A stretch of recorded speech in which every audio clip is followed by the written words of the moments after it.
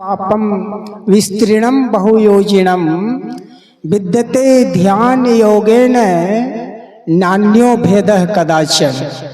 कई योजन तक फैला हुआ पहाड़ के समान यदि पाप हो तो वह ध्यान योग से नष्ट हो जाता है। इसके समान पापों का नष्ट करने वाला कभी कुछ नहीं हुआ।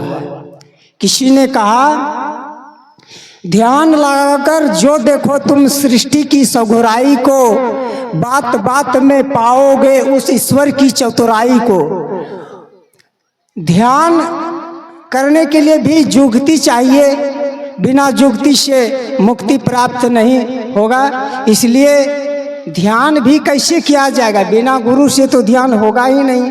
इसलिए जीवन में गुरु तो चाहिए ही। अभी आप सबों ने बाबा संत कबीर साहब के वाणी में सुन रहे थे, जिनकी लगन गुरु सो नहीं।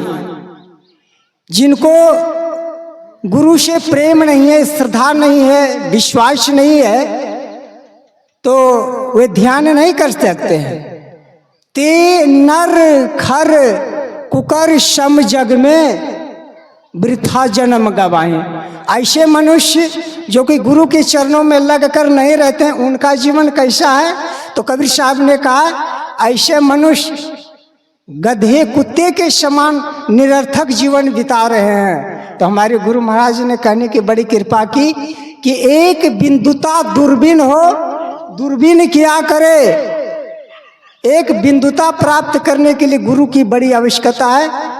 गुरु जब करेंगे, एक बार की बात है, 1962 ईस्वी में चीन और भारत की लड़ाई हो रही थी।